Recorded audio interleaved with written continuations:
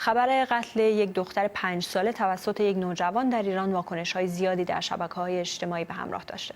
جنازه ستایش قریشی، این دختر افغان 4 روز پیش پیدا شد و گفته می‌شود نوجوانی که متهم به قتل او شده پیش از قتل به او تجاوز کرده و می‌خواسته جنازه او را از بین ببرد. شیرآقا قریشی، پدر ستایش، به BBC فارسی از ساعت‌های بیخبری از دخترش به ما گفت.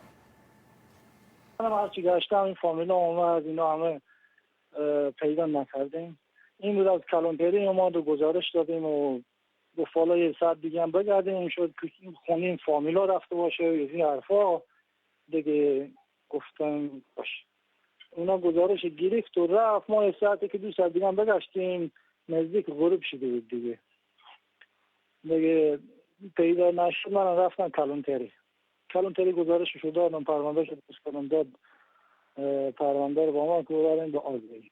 خوب رفتم آگهی، دیر وقت شده بود دوباره. آگهی هم مسئول این کار نبودم. گفت فردا صبح ساعت 8 بیا که کارتو انجام بدی.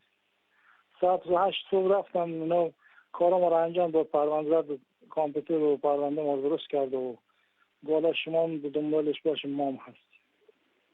اومدیم خونه با فامیلا دیگه، این دوره بر ما هرچی کوچه و خیابون و خونه رو این وز بودن سایه صداق میگرفتیم، هیچ که اصلا خبر نداشت. فؤاد مسیحا همکارم این خبر رو دنبال کرده، اینجا در استودیو با ماست. با پدر ستایش، این دختر بچه 5 ساله هم صحبت کردی، بیشتر بهمون بگو از جزئیات. طوری که ما با آقای قریشی صحبت کردیم، به آقای قریشی اطلاعاتی که با ما داد بر اساس گفته های پلیس با آقای قریشی بود که سر قضیه تحقیق کرده و ایشان گفتن که پلیس به اونا گفته که پسر همسایه را دستگیر کرده و این پسر به جرم خود یا به قتل دختر اعتراف کرده. و چطور من از اونا پرسان کردم که چطور این قضیه فاش شد، از کجا فهمید؟ چون تقریبا 24 ساعت دختر از دختر خود بیخبر بودند. اونا گفتن که گویا پسر همسایه بعد از اینکه دختر از اینا به قتل رسانده تلاش داشته که تا جنازه را از بین ببره یا به نحو مخفی بکنه، اما نمیتونسته به تنهایی. به همین خاطر به یکی از دوستای خود زنگ زده و از او کمک خواسته، اما دوست به جایی که به او کمک بکنه رفته و پلیس را خبر کرده. به هر حال آقای قریشی قضیه اسید پاشیر تایید کرد، گفت که ما دیدیم جنازه اسید ریخته شده بود، اما در مورد قضیه تجاوز گفت که ما منتظر گزارش پزشکی قانونی هستیم و این گزارش هنوز به دست ما نرسیده.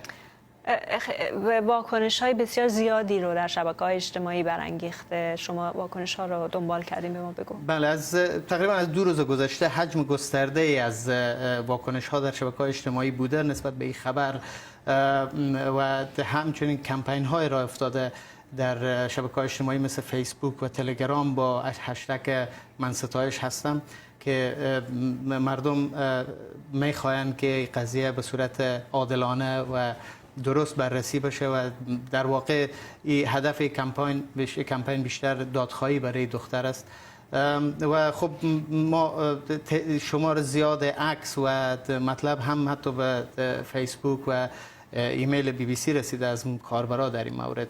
و به هر حال یکی از دلایلی که خبر در روزهای اول زیاد پخش نشد، اما بعد از اینکه در شبکه‌های اجتماعی به این صورت گسترده پخش شد خیلی بیشتر مردم از او خبر شدن و پیگیری کردن. متشکرم. فؤاد مسیحا اینجا در استودیو.